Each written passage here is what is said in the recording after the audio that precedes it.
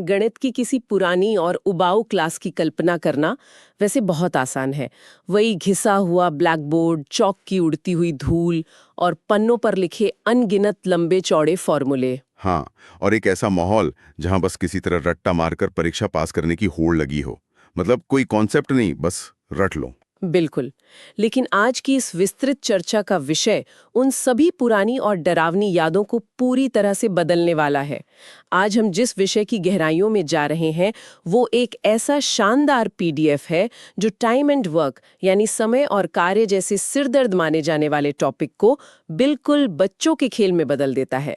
इस पूरे विश्लेषण का सबसे बड़ा और स्पष्ट मंत्र ये निकल कर आता है कि मैथ्स को रटना नहीं है, उसे समझना है। एकदम सही कहा आपने। और इस चर्चा में हमारा उद्देश्य सिर्फ कुछ गणितीय सूत्रों को तोते की तरह दोहराना नहीं है। आज का हमारा असल मिशन उस गहरे लॉजिक को डिकोड करना है जो इन सवालों को हल करने की नींव है। अगर ध्यान से देखा जाए तो ये सिर्फ नियम या ट्रिक्स नहीं है, बल्कि ये बुनियादी कॉन्सेप्ट्स हैं जो हमारी सोचने की प्रक्रिया को ही बदल देते हैं। मैं सोच रही थी कि इसे थोड़ा विस्तार से और एक बहुत ही क्लासिक उदाहरण से समझा जाए। चलिए राजू और श्याम की कहानी लेते हैं। हाँ, ये राजू श्याम वाला उदाहरण बहुत सटीक बैठता है ना? मान लीजिए कि एक कंस्ट्रक्शन साइट है। राजू नाम का एक मजदूर है जो बिल्कुल अकेला एक पूरी दीवार को 10 दिन में बना सकता है। अगर हम इसे एक स्पीड या गति की तरह देखें तो वो 10 दिन में एक दीवार खड़ी कर देता है। अब एक दिन उसका दोस्त श्याम वहां आता है। श्याम थोड़ा धीमा है, वो उसी दीवार को अकेले बनाने में 15 दिन का समय लेता है। अब सबसे आम समस्या ये आती है कि अगर राजू और श्याम दोनों मिलकर उसी दीवार को बनाना शुरू करें तो वो दीवार कितने दिनों में पूरी होगी। स्कूल के दिनों में अक्सर लोग यहाँ उलझ जाते थे। बिल्कुल उलझते थे। इस राजू और श्याम वाली समस्या को सुलझाने के लिए जो सबसे बेहतरीन और बुनियादी सिद्धांत सामने आता है वो एक सीसॉ या बच्चों के खेलने वाले झूले के कॉन्सेप्ट पर काम करता है। जरा विजुअलाइज कीजिए, एक तरफ बहुत सारे मजदूर बैठे हैं और दूसरी तरफ एक घड़ी है। मतलब एक तरह का बैलेंस बनाना है। हाँ, एकदम। ये संतुलन ये दर्शाता है कि अगर काम करने वाले लोग यानी वर्कर ज्यादा होंगे तो समय का पड़ला अपने आप हल्का हो जाएगा, यानी समय कम लगेगा। यहीं से काम और समय का सबसे मुख्य फॉर्मूला जन्म लेता है। कार्य बराबर समय गुणा क्षमता। Work is equal to time multiplied by efficiency. और अगर हमें ये जानना हो कि कोई इंसान एक दिन में कितना काम कर सकता है, यानी उसकी क्षमता क्या है, तो कुल कार्य को समय से भाग देना होता है। और यहीं पर मुझे वो पुराना ओल्ड स्कूल तरीका याद आता है जिसे देखकर सच में अब हंसी आती है। वो तरीका जहां लोग भिन्न या फ्रैक्शंस का इस्तेमाल करते हैं। जैसे राजू का एक दिन का काम 1/10 मान लो, फिर श्याम का 1/15 मान लो, फिर दोनों को जोड़ो, एलसीएम लो जो 5/30 आएगा, फिर उसे काटो तो 1/6 आएगा। हाँ, वो बहुत ही लंबा प्रोसेस है। वही तो, मतलब ये तरीका न सिर्फ बहुत लंबा है बल्कि किसी भी कॉम्पिटिटिव एग्जाम के दबाव में ये बहुत भारी कंफ्यूजन पैदा कर सकता है। लेकिन यहाँ बात सच में बहुत दिलचस्प हो जाती है, क्योंकि इस पुरानी और उबाऊ विधि को पूरी तरह से दरकिनार करके पीडीएफ में एक स्मार्ट मेथड सामने आता है। इसकी साफ और सीधी सलाह है कि इन फ्रैक्शंस के जंजाल से बचो और सीधे एलसीएम को चुनो। यहाँ सबसे आकर्षक बात यह है कि कैसे ये नया एलसीएम वाला तरीका पूरे सवाल को देखने का नजरिया ही बदल के रख देता है। इसके पीछे का लॉजिक ये है कि टोटल वर्क या कुल कार्य को हमेशा दोनों के द्वारा लिए गए समय का एलसीएम मान लेना चाहिए। हमारे उदाहरण में राजू 10 दिन लेता है और श्याम 15 दिन। 10 और 15 का एलसीएम 30 होता है। तो अब हम 30 को क्या माने? अब इस 30 को सिर्फ एक गणित का नंबर मानने के बजाय इसे 30 यूनिट्स या चलिए 30 ईंटें मान लेते हैं। तो अब हमारे दिमाग में एकदम साफ तस्वीर है कि राजू और श्याम को मिलकर कुल 30 ईंटें लगानी है। रुकिए, मतलब हम उस बोरिंग फ्रैक्शंस को हटाकर सिर्फ ये मान रहे हैं कि उन्हें कुल 30 ईंटें लगानी है। ये तो विजुअलाइज करना कितना आसान हो गया। अब अगर मैं राजू और श्याम की रोज की क्षमता निकालूं तो ये एकदम कॉमन सेंस लगता है। राजू को 30 ईंटें लगाने में 10 दिन लगते हैं तो उसकी रोज की क्षमता हुई 3 ईंटें प्रतिदिन। श्याम को वही 30 ईंटें लगाने में 15 दिन लगते हैं तो वो रोज 2 ईंटें लगा रहा है। बिल्कुल सही कैलकुलेशन है। और अब अगर दोनों एक ही दीवार पर एक साथ काम कर रहे हैं तो उनकी रोज की मेहनत जुड़ जाएगी। 3 और 2 मिलाकर हो गए 5 ईंटें प्रतिदिन। तो अब सवाल बस इतना सा रह गया है कि अगर रोज 5 ईंटें लग रही हैं तो 30 ईंटें कितने दिनों में लगेंगी? सीधा सा गणित है, 30 को 5 से भाग दीजिए और जवाब है 6 दिन। बिना किसी फ्रैक्शंस के उलझे, एकदम सीधा जवाब।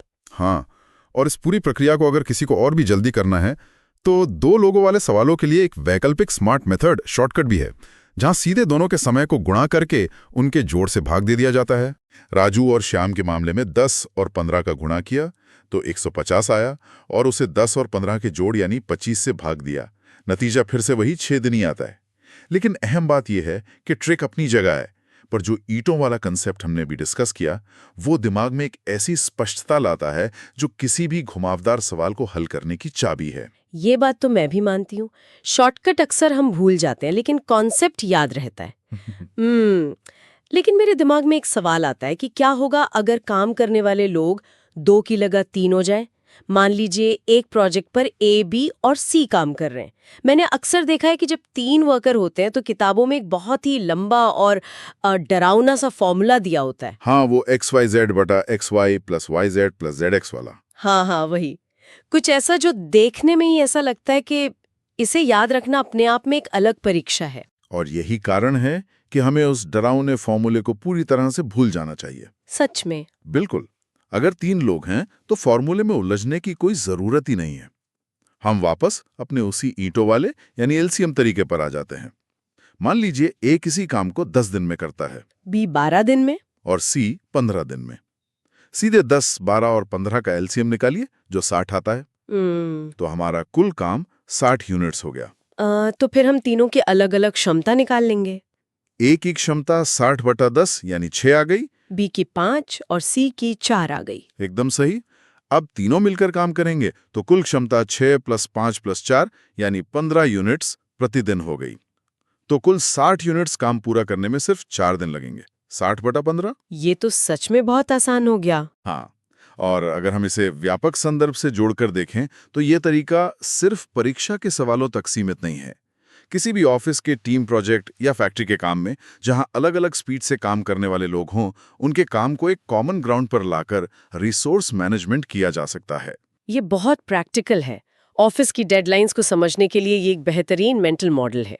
अच्छा, काम और समय की बात तो हो रही है, लेकिन अब आगे बढ़ते हैं उस मशहूर नियम की ओर जिसे अक्सर चेन रूल या MGH फॉर्मूला कहा जाता है। इसे PDF में एक बहुत ही खास और चमत्कारी टूल बॉक्स की तरह पेश किया गया है। ये MDH टूल बॉक्स सच में कमाल का है, क्योंकि ये प्रोपोर्शन या समानुपात के सिद्धांत पर काम करता है।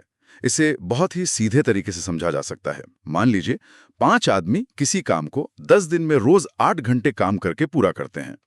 तो सवाल ये बनता है कि 5 दिन में रोज 4 घंटे काम करके उसी काम को पूरा करने के लिए कितने आदमियों की जरूरत होगी। तो इसमें हम दोनों परिस्थितियों को एक दूसरे के बराबर रख देते हैं, है ना? बिल्कुल। यहाँ सारा खेल दोनों तरफ के कुल प्रयासों या टोटल एफर्ट को बराबर करने का है। जब हम पहले ग्रुप के आदमियों, दिनों और घंटों को गुणा करते हैं, यानी 5 गुणा 10 गुणा 8, और उसे दूसरे ग्रुप के बराबर रखते हैं, यानी M2 गुणा 5 गुणा 4, तो बिना किसी लंबी कैलकुलेशन के चीजें अपने आप कटने लगती हैं और सीधा जवाब निकल आता है कि 20 आदमियों की जरूरत होगी। ये गणित की उस सुंदरता को दिखाता है जहां दोनों तरफ का पलड़ा एकदम सटीक और संतुलित होना चाहिए। ये संतुलन वाली बात बहुत गहरी है। अब जरा क्षमता और समय के बीच जो एक दिलचस्प रस्साकशी चलती है उस पर बात करते हैं। PDF में एक बहुत ही साधारण सी कहावत है, जो तेज काम करेगा वो जाहिर सी बात है कम समय लेगा। हाँ, सुनने में तो ये बहुत आम बात लगती है। बिल्कुल, पर अगर इसे गणित के चश्मे से देखें तो इसका सीधा सा मतलब है कि क्षमता और समय एक दूसरे के बिल्कुल उल्टे चलते हैं, जिसे हम इन्वर्सली प्रोपोर्शनल कहते हैं। और इसी उल्टे रिश्ते से जन्म होता है रेशियो ट्रिक का। ये बहुत ही कारगर है। अगर A और B के काम करने की स्पीड या क्षमता का अनुपात 2:3 है, तो बिना कोई पेन उठाए ये बताया जा सकता है कि उनके द्वारा लिए गए समय का अनुपात ठीक इसका उल्टा होगा, यानी 3:2 होगा। और इसी में एक परसेंटेज ट्रिक भी है ना? हाँ, परसेंटेज ट्रिक भी बहुत काम आती है। मान लीजिए A किसी काम को 10 दिन में करता है और बताया गया है कि B ए से 20% अधिक सक्षम है, तो बी का समय निकालने के लिए हमें कोई लंबा गणित नहीं लगाना है, बस ए के समय को स्पीड के अंतर के हिसाब से एडजस्ट कर देना है। मतलब 10 को 100/120 से गुणा कर देंगे। एकदम सही।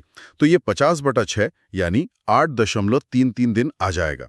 जब कोई 20% तेज है तो उसका समय उसी अनुपात में घट जाएगा।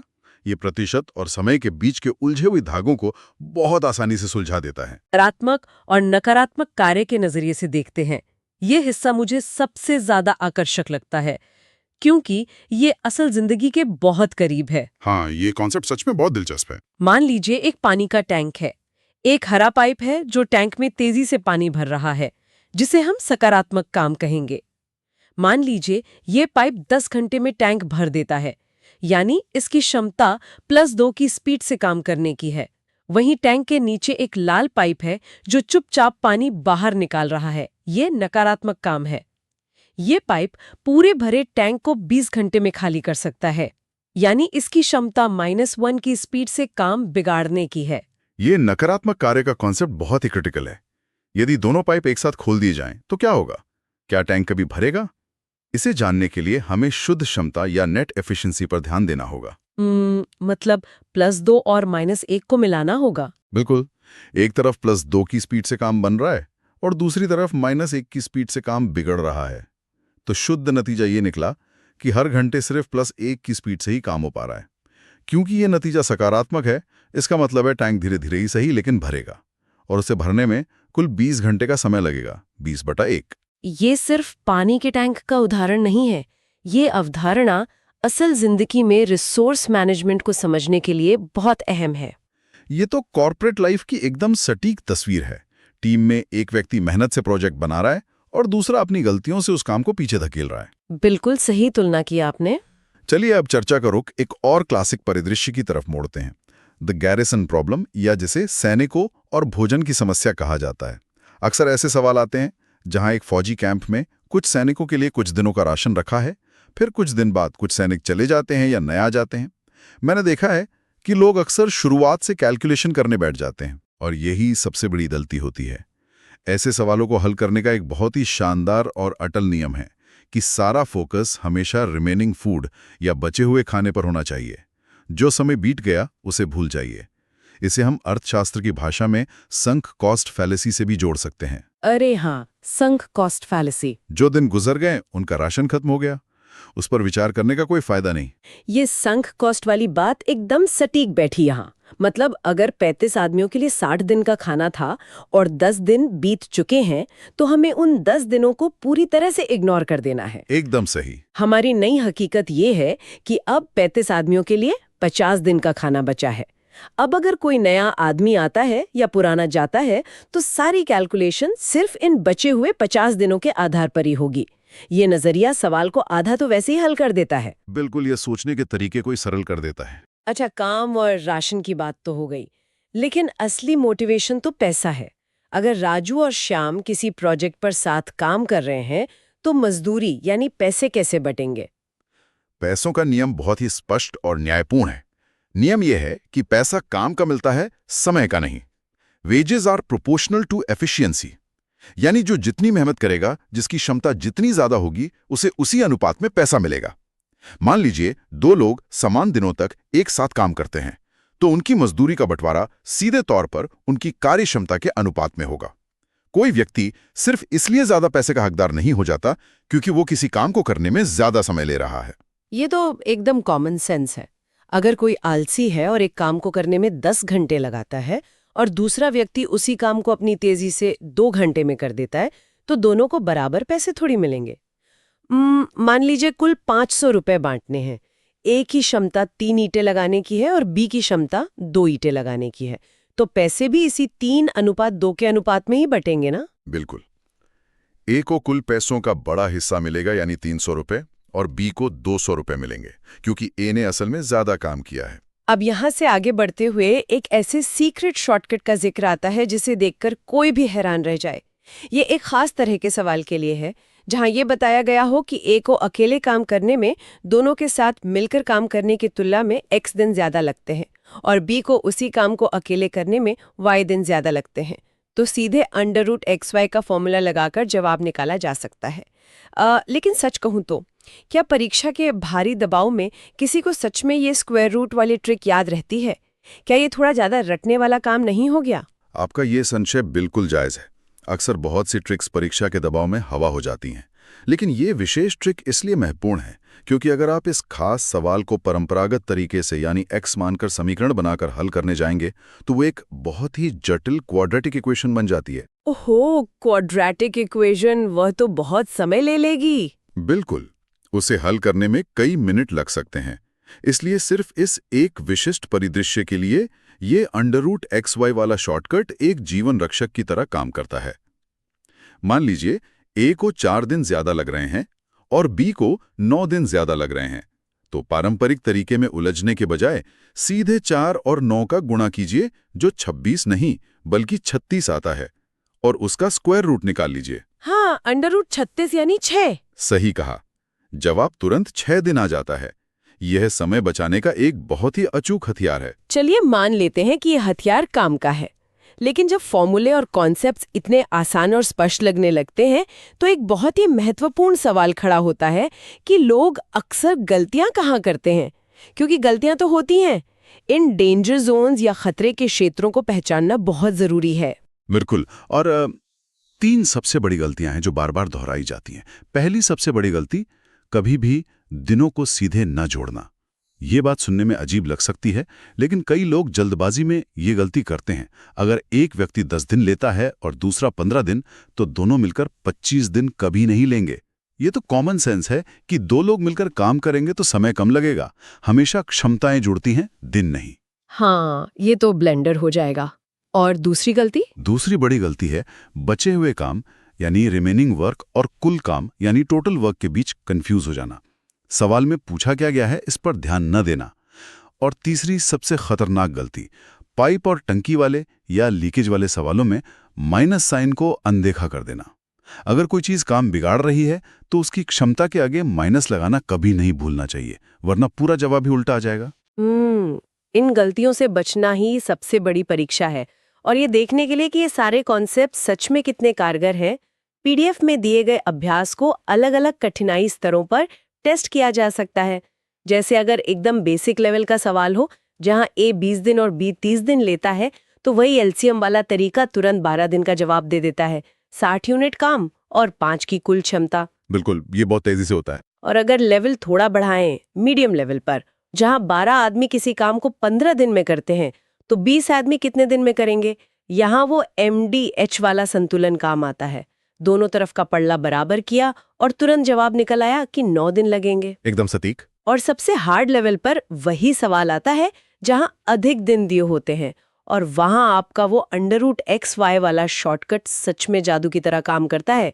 मान लीजिए A को 16 दिन अधिक लगते हैं, B को 25 दिन अधिक लगते हैं, तो अंडर रूट 16 गुणा 25 यानी 20 दिन। जो सवाल सबसे मुश्किल लग रहा था वो सबसे जल्दी हल हो जाता है। ये इन मेंटल मॉडल्स की असली ताकत है। अभ्यास के साथ जिसे हम बहुत भारी गणित समझते हैं, वो महज एक लॉजिकल पहेली बनकर रह जाता है।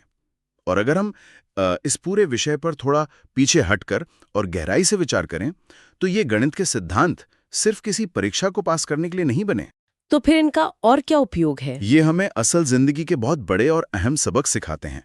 ये हमें सिखाते हैं कि टीम वर्क कैसे काम करता है, किसी प्रोजेक्ट में कार्यक्षमता को कैसे बढ़ाया जा सकता है, और सबसे महत्वपूर्ण बात, रिसोर्स और समय का सही प्रबंधन कैसे किया जाता है। जब लोग एक साथ मिलकर सही दिशा में अपनी क्षमता का इस्तेमाल करते हैं, तो बड़े से बड़ा और मुश्किल काम भी आसानी से और कम समय में पूरा हो जाता है। बिल्कुल, मैं पूरी तरह सहमत हूँ। गणित सच में हमारी रोजमर्रा की जिंदगी और काम करने के तरीकों का एक बहुत ही शानदार आईना है। इस पूरी चर्चा के बाद एक बहुत ही अहम और विचारोत्तेजक सवाल जहन में आता है जिस पर गहराई से सोचने की जरूरत है। गणित की इस दुनिया में हमने देखा कि एक नेगेटिव वर्क करने वाला पाइप या एक लीकेज किस तरह से पूरे दिन की मेहनत और पॉजिटिव वर्क पर पानी फेर सकता है। हाँ, वो -1 वाली एफिशिएंसी। बिल्कुल।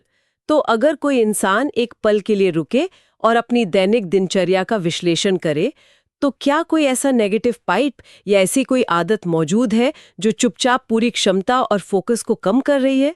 अगर उस एक लीकेज को पहचान कर रोक दिया जाए तो सोचिए, बिना कोई अतिरिक्त मेहनत किए सिर्फ अपनी ऊर्जा को बचाकर किसी भी लक्ष्य तक कितनी जल्दी और कितनी आसानी से पहुंचा जा सकता है। ये सच में एक बहुत ही गहरा विचार है। ना, यह एक ऐसा सवाल है जो गणित की किताब से निकलकर सीधे हमारी जिंदगी पर लागू होता है। इसी विचार के साथ आज की इस विस्तृत चर्चा को यहीं विराम देते हैं। ज्ञान और लॉजिक के सफर में जुड़ने के लिए बहुत बहुत धन्यवाद।